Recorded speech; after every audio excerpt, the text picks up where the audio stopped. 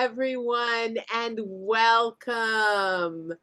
Let's see. I'm running everything tonight. So I'm running all of the tech. I'm sharing my sound, and I hope that things will go smoothly. I'm so happy that you're all here.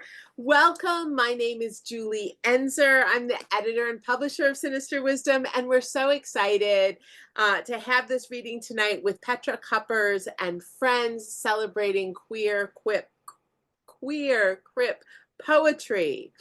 As we begin, our custom is to spend a moment for a land acknowledgement. I invite everyone to drop into the chat the acknowledgement of the land where you are. In the United States and around the world, many, if not all of us, live on occupied, unceded land.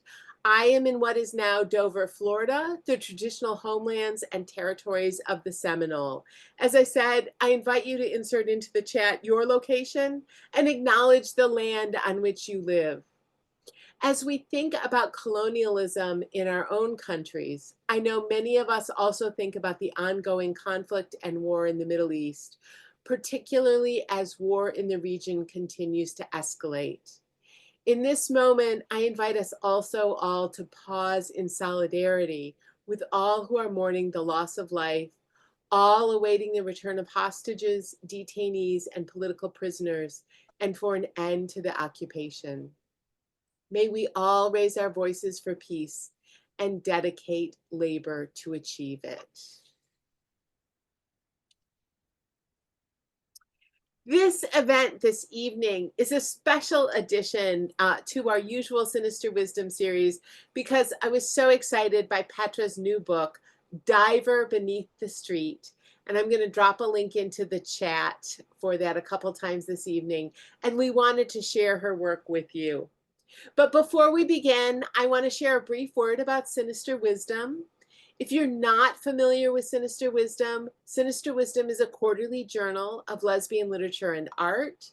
Sinister Wisdom started in 1976. So yes, we are looking forward to our 50th anniversary in 2026. And we've been publishing consistently since 1976. If you are not currently a subscriber, please sign up for a subscription today by going to sinisterwisdom.org/subscribe. A group of monthly sustainers is vital to our work. If you're interested in giving monthly, you can sign up as a monthly sustainer at sinisterwisdom.org/sustainers. We send out emails every month to when your gift comes in with behind the scenes details and new information about what we have coming in the journal.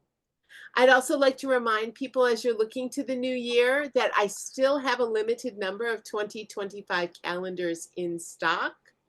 They're winging their way out to folks who are ordering them left and right in celebration of the new year that is coming up. So if you want one, please do order quickly. And then our usual housekeeping notes. When you came in, your microphone was muted. Please keep it muted throughout the program. As the program proceeds, if you want to show appreciation for readers, I invite you to wave your hands at the end of each poetry reading, use the reaction emojis on Zoom, and of course the chat is open to everyone. Sometimes the best things in our events are happening in the chat. If you have technical issues this evening, you can chat with me. I'm on deck for all tech support. And as you heard coming in, we are recording this event and we'll make it available starting tomorrow or Thursday at sinisterwisdom.org/SW134. That's our current issue. We have an hour planned for this event, wrapping up at 8 o'clock on the East Coast, including time for our traditional dance number at the end. So as you saw from the event announcement, we have 3 fantastic readers this evening. And they're going to read in the order they were listed in the program. And so I'm going to first start by introducing the fantastic Petra Kuppers. Petra is a disability culture activist, a scooter user, and a community performance artist. She is celebrating the release of Diver Beneath the Street this year which investigates true crime and eco-poetry at the level of the soil, bringing together life and death. Her previous collection, Gut Botany, was named one of the top 10 US poetry books in 2020 by the New York Public Library, and it won the Creative Book Award from the Association for the Study of Literature and the Environment. Petra teaches at the University of Michigan.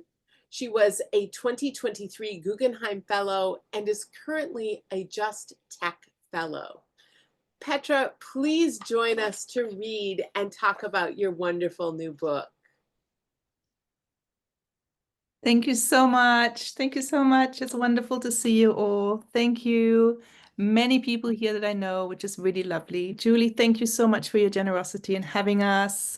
And Andrea and Susie, I'm so glad you can read with me, my fellow Zooglosia fellows. So we are all in Zooglosia, which is a disability poetry organization. And it just makes me so happy that we found a beautiful place for us to read some queer Crip poetry. So I am very glad to share with you The Diver Beneath the Street. And so I am a white cis queer woman of size, disabled person who has green glasses, green blue lipstick, silver pelled hair, very shortly shorn, and I'm holding in my hand a poetry book with a leaf that is descending into the earth. It says Diver Beneath the Street on it, and it has these red tags that look like something that could either mark a map or could mark a crime scene. And I'm very glad for the designer who created this beautiful design. So it encapsulates a lot of what's going on in my poetry collection, which I'm super glad to share with you. I'm also going to drop into the chat a file I have here for you, my access copy. So this is a PDF, and you're very, very welcome to read along my reading. I probably won't get to all of the poems. I'm actually going to make sure I put my 15 minutes on here. Just a sec, starting. All right, so yeah, so The Diver Beneath the Street, dear people, is a investigation of my neighborhood, of where I live. It emerged out of COVID times, the ongoing COVID pandemic, but particularly from the lockdown period. I'm living here on Anishinaabe land in what is colonially known Ypsilanti, in Michigan, Rust Belt, small Rust Belt city. And some of you, people who are my age and older, might know the name of the city from the Michigan Murders, which was a very well-known murder series in 1968, 67 to 69, where young women were killed in this region. And it's one of the reasons why so many of us are told, well, were told, those of us of a certain age, were told not to hitchhike. You know, that was one of the reasons why hitchhiking became such a big problem, because most of these women were on their way to parties between Ann Arbor and Ypsilanti. So I now live in a house that's just a few houses down from the murder house. And somehow during the pandemic, this engagement with the sites where women were found, um, the death toll that the pandemic took on so many of us, and my investigation of sites of land all began to merge together. In 2019, we also had a serial killer in the Detroit area who also preyed on women and who left these women in abandoned buildings. You will not hear in my poetry collection any reference, any like sustained reference to the women themselves. The book is dedicated to these women, but there's nothing about the crimes themselves in any real detail. There's allusions, but it's not about a voyeuristic engagement with true crime. Instead, it's about how the land remembers, you know, what is left on the land. How do stories, fairy tales, merge with the way that women, non-binary others, how so many of us move precariously through the world. Mainly, it's also about finding comfort in a very complicated world. So this first poem that I'm going to read to you is about the Huron River, which runs right here, just not far from the window that's here that I'm looking at. Just a few rows down, the Huron River rolls smoothly along, and I'll take you to the Huron River. And for all of these poems, I invite you to drift in your own rooms. My core method is I'm a performance artist. prior to being a poet. Poetry for me is something about the working with performance, but performance is my first modality. And many of these poems come out of drifting insight. And drifting just means letting yourself be drawn, psychogeography. So I hope you enjoy what I'm reading to you now. The Diver Beneath the Street. The diver sucks the sugar cube, goes under. Huron pinches her waist. She dives. Giant wet tongue kiss full of moss and foul tree juice. Oil smears above her head. If I tell the truth, I am the diver. If I tell the truth, these women have been dead for as long as I have been alive. If I tell the truth, there's the visceral thrill of her skipping along the railway line where the Amtrak runs, the last glimpse, the beret on top of her head, her thoughts on her school exam, a gumball stuck in her teeth. I do not see the dark wave pulling her under, the car, the man, black hair and leather, sun-kissed skin. The diver sinks deeper into the muck. Sugar blood. Her hands are busy searching in the darkness. Her visibility is nil. There are plastic bag ghosts drifting, drifting. If I tell the truth, the river has swallowed. If I tell the truth, let's slide into the dive along the right swerve of the lane. If I tell the truth, I dream of a motorcycle wheel with a necklace braided into the spokes. Rust moths filter tanning chemicals, wing crystals. I scry the round mouth on the underside of the water's limit. Here she cried in truth. Now the waters rise every year. The diver sees the street beneath the water. Flipper curls, mud up from broken asphalt. She shoots up, exits through the marsh curtain. All right. And I think someone here is not muted. Maybe you can mute yourself, whoever that happens to be, because I can hear that coming in. Thank you, everybody. All right, and now the next one is called Dancing Princesses. And you'll hear what it's about. I'm German. Did I mention that? I am a German person. So you hear why that is important. You can hear it in my voice, and you can also hear it in this story of the Dancing Princesses. An unknown number of princesses vanish at night. They go down a trapdoor in their bedrooms, sisters all. The hole in the ground leads to a winding path. The path enters a silver forest, then a golden forest, then a forest of diamonds. The detective who follows them in an invisibility cloak breaks a bough. The trees scream.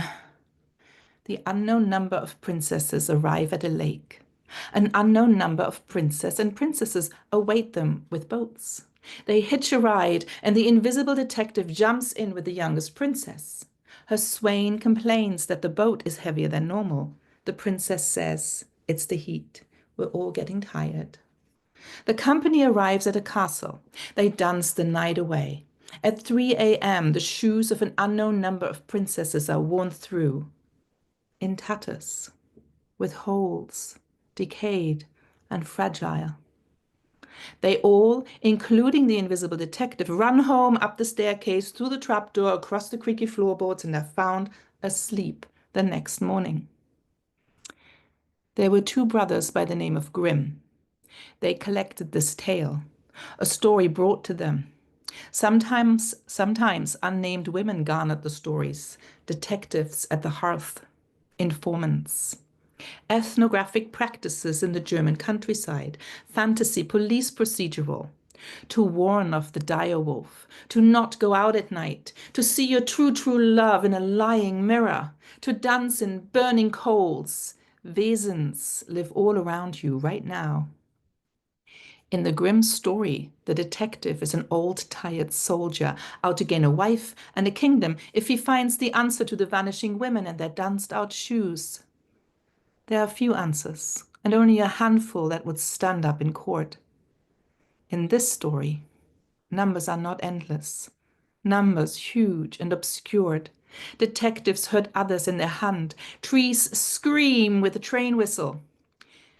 This poem could be printed on a piece of old t-shirt, worn and velvet from washing and from the rain.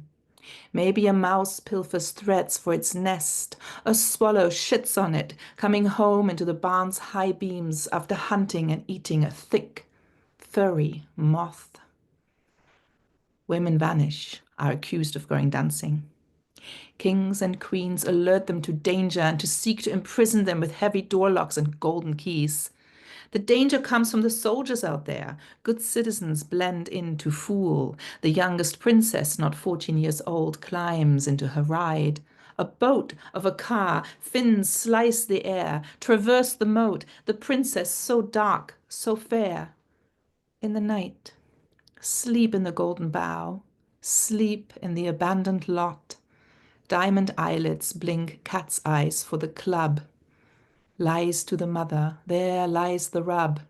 The candyman brings the dope, the rope swings in the barn, the neighbors spin the yarn. Rumpelstiltskin should be recognizable, that's all they ask for, like a hunchback in an identikit. Clouds vanish in the clear-cut lantern jaw, the maw of suburbia. All right. Thanks, guys. All right, let's go to the next one.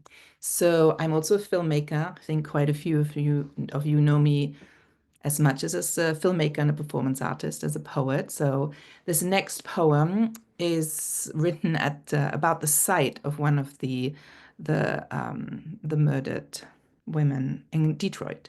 And I read this earlier this week for the Detroit Disability Network and had some amazing people in the audience who talked with me about what it means to commemorate atrocity in sites and how we can do this. And some of these people live in this street. So it was a marvelous, really beautiful conversation.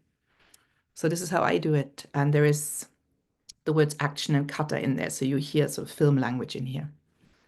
Coventry Street, Detroit. And it has an epigraph. The black mold fungus, Stachybotrys chatatrum, was originally discovered on the wall of a house in Prague in 1837. The average person inhales at least 40 conidia, fungus spores, per hour. So take a breath with that. We all live connected with many other creatures, like fungal spores. Action. I zoom into the vulnerable opening, quiver shot. Curb is a bump, tender green clad, a carpet thick, dry patches razor burn. Over the occluded lines of sidewalk, gray engraving into riotous weeds. Sun shines on my back, birdsong in the city. World smells open, rain fresh, steaming. My lens finds the first stoop. Cut. Pan to the banister, peels, skin flakes dry, long strips, old paint emulsified, durable metal. Lead resists moisture for a time. Now fragment, fly, get away, fly with the wind, disseminate, go. Action. Sneakered foot crashes through splintery wood. Rebalance. A teenager's locks billow into my viewfinder. Crash's echo finds bird wing beat, beat inside, crawl, clamor. Cut. A heavy lock. Red, rusty, closed hasp. Over medium density plywood, door-shaped, window-shaped, anchored against release. Action. A mold spore wings through the crack between the crumbly window frame and new board, angles at a cocky tilt into the wind. Cellulose sated, the fungus spore twirls, scents, drifts toward damp, the open, and slips with heaving sigh down toward inner tree, branches, welcome to tiny endpoints, round apples wet and shaken with oxygen's embrace. It binds itself to the wall, a painting, memory of a home, nods on its growing stalk. Cut. Camera on the back of teenager on the move. Laughter peals in my ears. Race to next delivery station. All right. Okay, now I'm going to read you one that's very much about now, like Cold. I'm in Michigan. Many of you are in Florida. I wish I were in Florida. Next week, I'm in Florida. Right now, it's cold and the ground is frozen soon. Not quite yet, but it will be frozen. And there's this really cool thing about what happens here in Michigan and in other cold places. Earthworms, which are not native to the US. They are pale white settlers. These earthworms, they create like little jelly ball for themselves deep down in the frozen soil. And that's how earthworms survive the winter. So here is a poem about them. Night crawlers. Roseate snow billows into storm. Willow weeps, rings of satin dissolve. Moonlight spills out of the glassless bay window downward, downward, pours magic into the ground. My footstep hits hard, dies buzzy in kneecaps hollow. Worms faint into femur head. Heart stop, arrest. Worm tunnels freeze to stiff pockets beneath. Beetle carapaces fold to deep winter tent. Crawl energy zaps a house height beneath me. No rain, no snow, no wind, no sun, no hail, no fog. Lights, worm cavern, winter vacuum beneath slime. Sleep in the winter, ball in jellied umbra.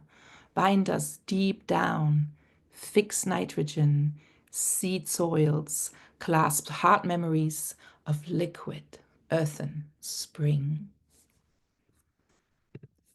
All right. I think I'll have time for one very last one, which was published in Sinister Wisdom. And it's about Total Disco, the performance space that my wife and I run here in Ypsilanti. We were part of a Full Pink Moon, which is an opera povera in quarantine. It was during the lockdown time of the ongoing pandemic, and it was a durational live stream performance of composer Pauline Oliveros. And we all, I imagine many of us know and love Pauline Oliveros. So in memory of this wonderful elder, lesbian sound artist elder, I read you Turtle Disco, my wife and I in this performance. She shimmers silver, suburban room glows like an ice rink. She crawls to the microphone. There's a green glow around my liver. Immune support on the gong. Alone in the night sky, a dream. Purple beads drip from here to Chicago.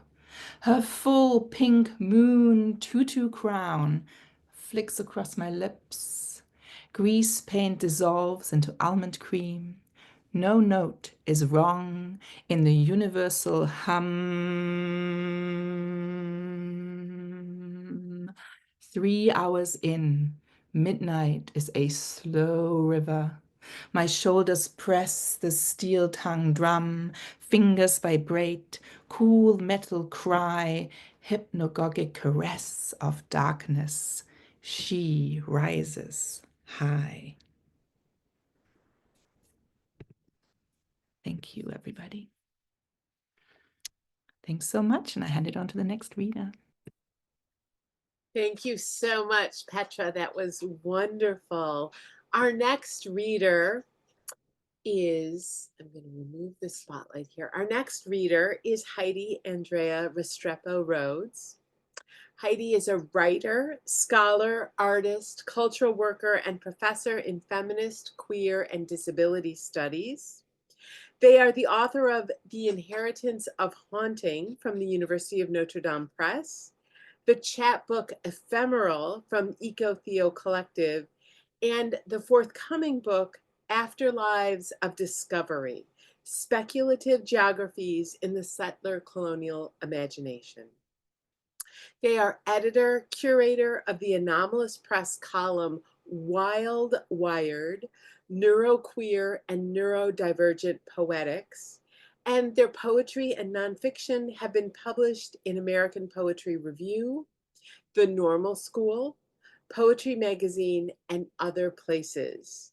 They currently live in California, and we are so delighted to have Heidi with us this evening. Heidi, please read. Hi, thank you so much. I just put an access document in the chat for anybody who would like to read along. And just wanted to say thank you and congrats to Petra for this book that you brought into the world. Thank you to Sinister Wisdom for hosting, and also to Sue for sharing this space together today. To give a visual description, I'm a brown non-binary person with dark medium length hair, nose piercings, glasses, and a green shirt with monstera leaves on it, sitting in front of a blank white background. I'm going to read 3 pieces today, each which are in conversation with a different text that has been important to me. For the first piece, a content warning for a brief mention of abuse in my prefatory note to the piece. I want to give a backstory to this piece because it's haunted by and written for a fairly unknown figure of Crip history, someone who's been affectionately claimed as neurodivergent and mad kin by myself and others with whom I am in community. Opal Whiteley was born in 1897 and grew up in rural Oregon. Beginning at age 6, she kept a diary about her friendships and adventures with flora and fauna in the forests around her. She was a survivor of abuse and often was beat by her mother for quote unquote, looking at nothing with big eyes, inattention and absent-mindedness. At age 13, she began giving lectures on the natural sciences and was said to have a genius for information on plants and animals. In the early 1920s, her childhood diary with its unique syntax, grammar, and spelling was published to international acclaim in her adulthood, followed by a public denouncement of the work as speculation grew that she may have written the published work as an adult. After facing this scandal, Whiteley moved to England, where she was eventually committed to a psychiatric hospital in 1948. She spent the remainder of her life in psychiatric care until her death in 1992 at Knapsbury Hospital, a place like many psychiatric hospitals, plagued by neglect and abuse of its patients. Her legacy for me shimmers in the intimacies and poetry she found in the more than human world around her, of fairies, spirits, trees, foxes, birds, and the other alivenesses she bonded with in the woods of the Pacific Northwest and beyond. This poem is titled, I Feel the Feels of Gladness They Do the Willows Feel, after and for Opal Whiteley. There is so much poetry in the dried mud tracks of friends. I have longings for more eyes, the ants and their strange glances, and bracken ferns looking looks. Even friends with a faraway look in theirs are seeing blues. Though this world is a different world to live in, and I do have lonesome feels, I have wonders about folks. They are hard to understand. Joyful are the days I did not have the hurries in my eyes, did not have needs to keep watches. Joyful are the days I feel. I lay in rows side by side the seeds I gather. I feel in rows side by side the gathers I seed. And I did tiptoe among the fern fronds. I did have feels of their gentle movements. And all the potatoes wore brown dresses. Did have seeing of what is going on in the earth. I did lay them in rows, a whole choir, and to them I did tell of the hospital and the oak tree and the cow who is a poet, the cathedral and sweetness of chocolate. Yes, earth voices are glad voices. I did sing little songs to the grasses that grow about our door. Their longings are my longings. As yesterday did give to me the morning, I did have knowing all my animal friends would be glad for the remembers. When the brown leaves flutter, they are saying little things about the silk bags of spiders, the light in our eyes while having kisses for each other. The wind tosses back my curls to whisper little whispers of moths to be. I do listen. I do feel its feels. I do tell the girl who has seeing by feels how lovely it is to be a shadow touching faces. A piper for the lichen, I sing the gladness of lichen, saying things about the gladness of winter. I like most to go barefooted, to feel the mud between my toes.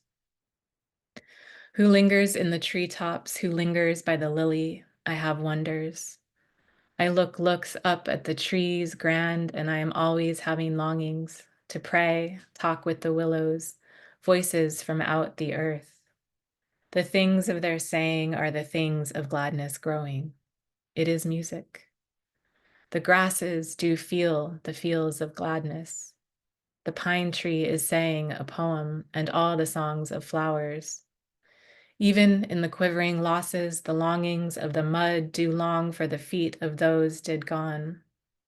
While the earth is making begins, I seek thoughts that dwell near, about, in flowers, ferns, firs. I nod unto the willows, and they unto me, the voices, all the voices. They do grow in the way of love. Those who hear the loving voices of the loving flowers, those who loving loves hear the voices, the flowers, the voices.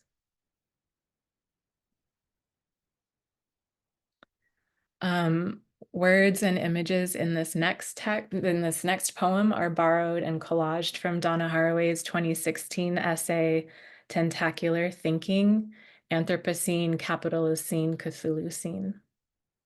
And there's an epigraph from Donna Haraway. I remember that tentacle comes from the Latin tentaculum, meaning feeler, and tentarde, meaning to feel and to try. This is tentacular. Kinning sea in bilateral symmetries, octuple and throbbing, I wish for a world that does not ask we recompose ourselves to become able, particularly amidst these accelerating extractions, accelerating extinctions. I pray a witch wallow in multi-species muddles, for every unfaithful offspring challenging what was done with Darwin to make bread.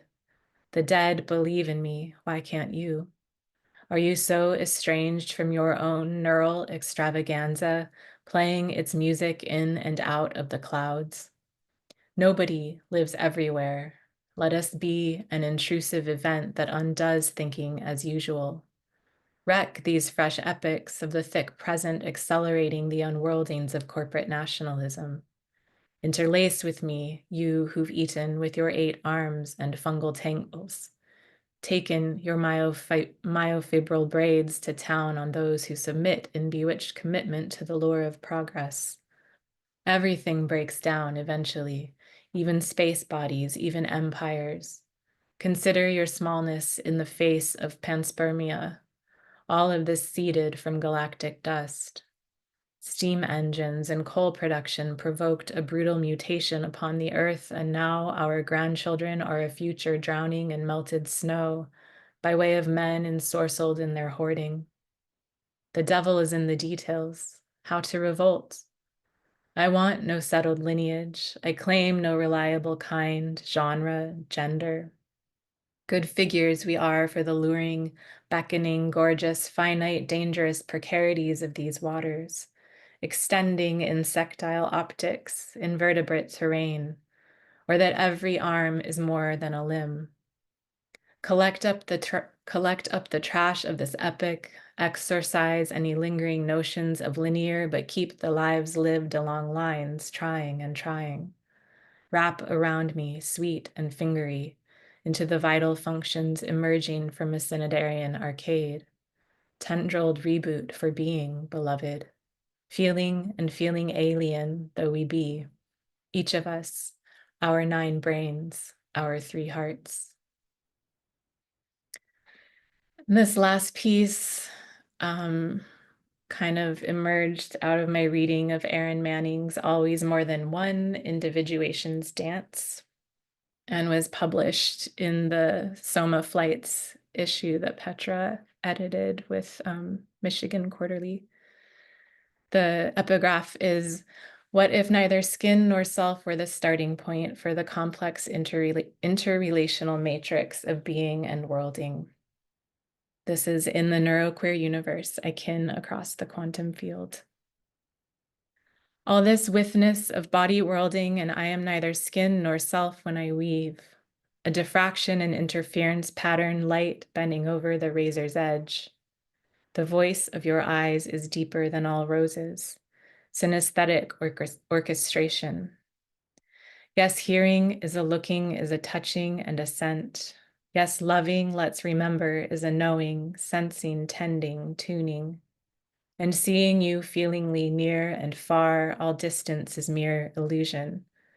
Though theories of locality will tell you that our senses contain, everywhere and all around, a subatomic oceaning abyss. Whatever electron perversity sings of heretical and miscreant substance is us, is with. The self estranged, an antique thing still cogging in the happiness machine. Listen, beyond the lonely field, there is no object, only motion, the roll of cresting waves alive along every point in space and time, a coordinate music of bodies in gravitation, a tendency between us, a reaching toward and reaching toward. What appears to be surface, a manifold topology of instants. My therapist tells me I am too much infinity, a sensate chaos needing the intervention of centripetal force. To take a rule and find where I begin and others end so I can distinguish need, cure myself into distinction, either or. But the verse heating up my hands says who homes themselves in taxonomy will never wholly kiss the world. Oh, I swear by all the stars there is home in the galactic filament. The thing is, events too distant in space and close in time are not always born by the signals we expect. And so I tomorrow tend chosen family from the orbits of last year, today from next century, see? I do not know your name yet, but I'm feeling with you the sun's warmth. I unfold toward you by that transport, spooky action always. I can supposedly you only find by the fetish of psychiatric progress that punishes me into one, the atomized individual entity, cruel myth of modernity serving brutal extraction, apotheosis of asymptote, Copernican metaphysics, Newtonian causation, paradigms of pathology and concrete moral code, the loneliest world ever known. We wander into water as the tree is me and all the bees, entanglement, mycorrhizal expanse, prismatic and nourished by uncertainty, all my brains a mingling, all my bodies a cohabitation, not now and never knowing who we are. Every fission and mitosis, every gathering in the plank lengths, ephemeral and reaching toward, to the scattering and the stuttering. O particles, O poets, O marigolds and bears, O Jupiter, O hyphae telephoning in the soil, O assemblage of time-leaping universes birthing us recurrently mid-flight. I kin you, I kin you, I kin you. Thank you.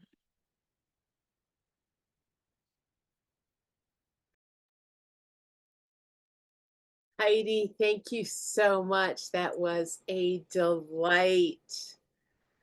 Our third reader this evening is Susie.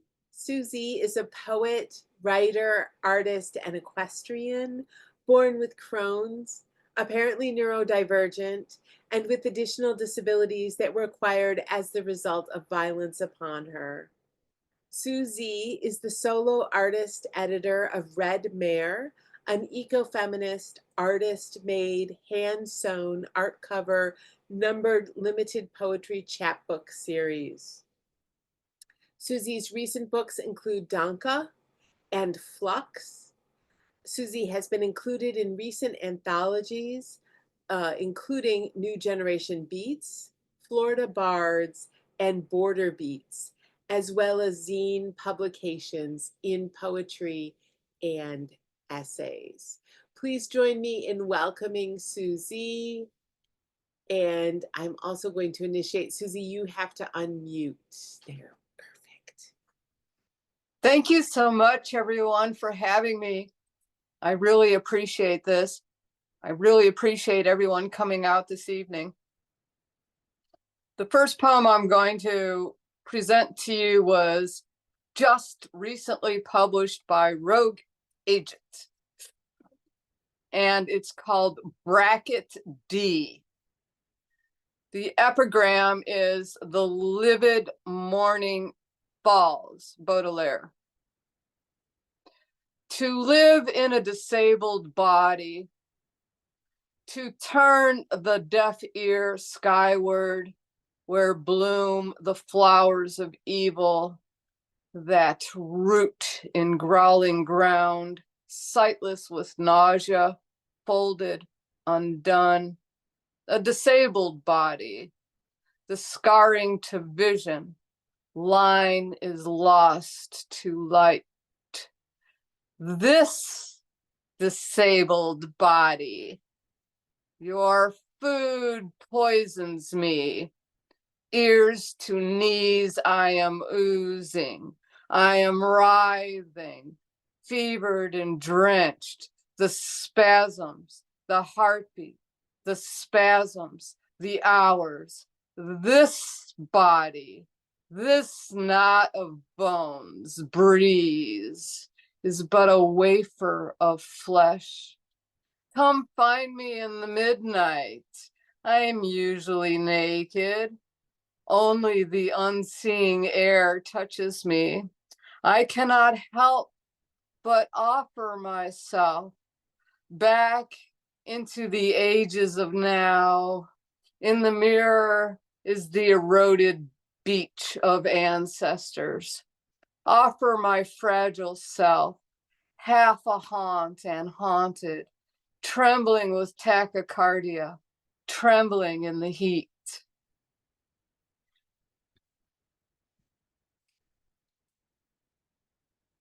And this next one I'd like to present to you was published in Border Beats, and it has a dedication to the Bubbanator, who is currently fighting insurance, chair, scans, county laws. So I'm gonna shout this out to him and all my punk rock brothers and sisters that have still managed to stay alive all this time. We say that border. Who shall sing our many memories of one night concrete, black boots and demons, of strolling in scars and six packs of tall boys, bodies hosting encyclopedic iconography?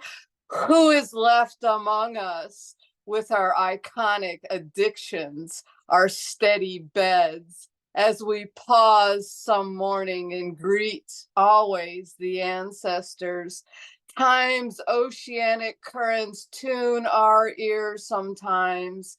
Listening to vibration is language, and we are still of this world. Our bodies cannot forget our deliberate scars spoke. We were res dogs of the schools who heard the lies of love and pain and lived in a reputation of leather, amplified, faster, louder, our hearts, our hands, our feet, the concrete. We were young bodies in black cotton, torn fishnets, vertical hair, thrift store apparitions of lost inheritance flailing against each other. Faster, past the faint, a heartbreak, a heartbeat on the edge of stroke, a shrieking seizure, a reaching back to the first moment.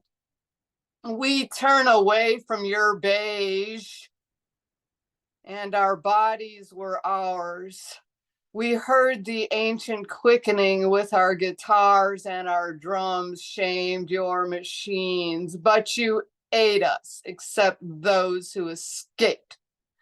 The three-chord seed shall sing, ever to the racing heart, ever feral, ever at an impossible edge between memory and history.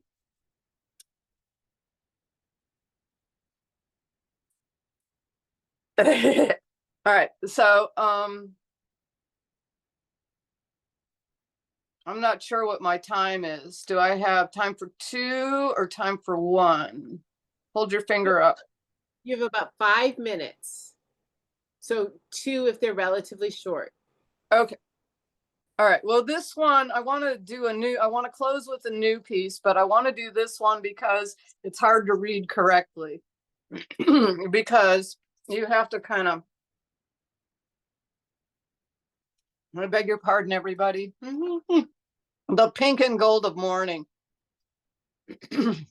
This ever-changing now, barefoot in the courtyard, water from a spigot, the day's lilies' first spring bloom.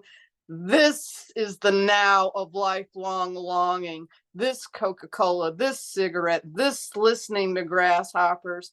I walk bringing water to trees planted, hands, knees, watched at a few paces by the elderly sandhill crane couple who recognize me but hesitate to bend again delicately at the seed feeders. It is this work of years of my hands, my bit of land. To wish when I refuse to cry with more than silence now, to wish and reply with the witness of my eyes with I and I with ever under the sky. And whose wish? My wish, when through the air I hear broken elderly women at treatment who just want to go home. Through the air I hear the flying lives who sing above our ears, and the prayers green lives beg the sky with which wish, which longing shall we ask the crow to tell us thy will with some light which rises, cannot deny this day, and so we list our lives which bumped that time which causes pause. Whose wish, whose breath sighs with these desiderata as noon rises in our now, and once again because we think our time with Osiris and a device which desires touch has no longings. And which longing, when it is long, I long for, I and I beyond the die with a color in a distant time. And this last one is new, has no home. I'm working on something and I'm not sure if anybody's going to get it, but let's hope. And shout out to any of my Ocala people, especially horse people. Jealous appeal. I met you in maternity, your new son, a susurrating swaddle asleep at your ankles, because you stood all the time we were about. You stood. Yours were the long bones of your mother, and in those lines were clear ancestry. You stood as we opened the metal door to put our hands on your son, but perhaps the food was too rich. Yours was a lean athleticism, but on the third day, you were surrounded by doctors. Across the concrete aisle, your son stood, a dark tremble, alone. And I went to the nurse, herself a new mother, with a sturdy boy of her own. I went to the nurse, June, blonde, big boned, probably once Amish. I went to the nurse, she on one side of the mesh metal door, and I, eye to eye. We stood, and in a quiet midnight, you accepted the new child. We had come to have the habit of sleeping on the memorial graves of the ancestors during lunch, the quiet hour. I had been told you were down the hill, and I went to see you during the quiet hour. You stood alone in your concrete room, looking through the barred window. There was a brush next to the door, and I slid the metal panel upon its track. Upon your regal shoulder, I laid my hand. Upon your regal body, I laid my hand. You stood for me, looking out of the barred window, into a distance beyond time. Upon the grave of your grandfather I slept, and past the ginger shine of your father and the glow of any day's end. Later years would see the fame of your last son valid in blood, his own lines saluted. You would stand until the doctor came, until the needle came to lay you down. Thank you.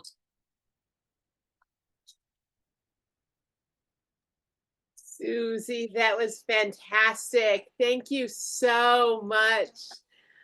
This is really wonderful. We have a couple minutes, so I want to invite Petra to read one final poem from her book before we dance.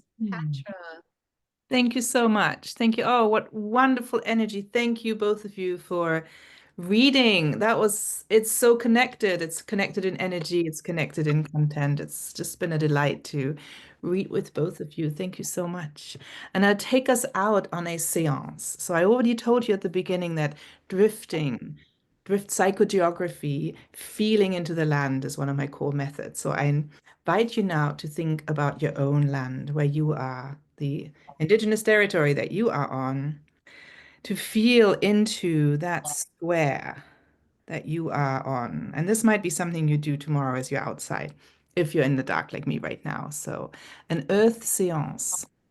So I'd mentioned earlier, I'm on Anishinaabe territory, Ypsilanti, Michigan, Rust Belt place with lots of toxic load. And I'm going to mention the word PFAS in here. And many of you might not know what PFAS are. If you're lucky, you don't know what it means. What it is are these eternal chemicals that just stay with us and accumulate in biological bodies. So that's one of the words in here. And this is also in the access copy. It has an epigraph by Justin Philip Reed. What blows in curbside weeds is not insect embroidery. Deal with us. We are the dead.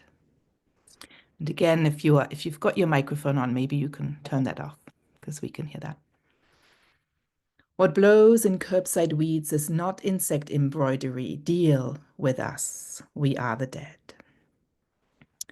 Quartered, you enter.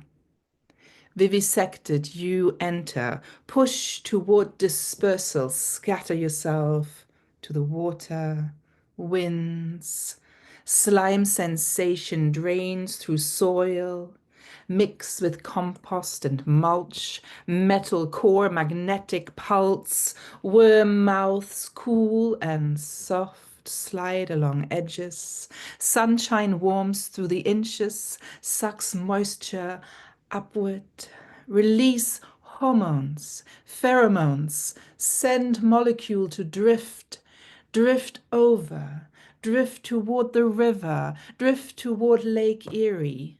Sun, wind, ice slides all year you lose yourself to multitudes.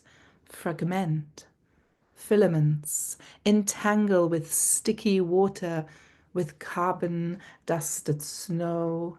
PFAS, eternal elements, cling to mercurial tension drop. Elongate. Do not let go. Clasp so hard to this spot. Slot in the bone, in the fatty tissue of the drop of the eyelid. In the earth seance, you are drawn to it all, to the veils of the sky and the deep brown dark earth core and the shimmering root. You slide along the channels of this soil, microbial dance, chemical scepter, ballroom of this square inch holds you in thrall. Thank you, everybody. Yay. Thank you so much, Petra. Thank you, Petra, Heidi Andrea Restrepo Rhodes, and Susie. It was wonderful to hear you all and be with you this evening. We will make the video available on Sinister Wisdom's website either tomorrow or Thursday. I will drop that link into the chat. This is the last event of our calendar year, but we have more good Zoom goodness planned for 2025. You can keep up with us at sinisterwisdom.org/events. But now we will share our usual dance number, and I invite everyone to turn on their camera and join us in dancing to the L word. We are ready to fight for our freedom. So give me an L, give me an E, give me an S, give me a B, give me an I, A, N. Everybody say lesbian. Everybody say lesbian. Come on, say lesbian. Everybody say lesbian.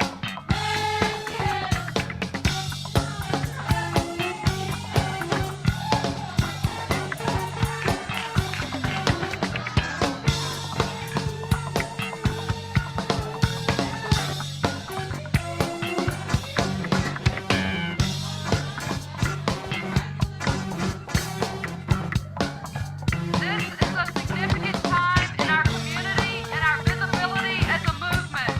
We must be strong and proud and out. The next time you say the L word, think of the woman next to you, or your teammate on the soccer field, or the wise one that's helping you through. And think of your high school basketball coach, or your last music festival crush, or your ultimate erotic fantasy. It's okay to blush. Or find a mirror, look yourself in the eye, and with warm regard, say the L word, say lesbian. Everybody say lesbian. Come on, say lesbian. Everybody say lesbian. Have your mama say lesbian. Everybody say lesbian. Come on, say lesbian. Everybody say lesbian. Word to your lover. Thank you all so much. We'll see you at our next event.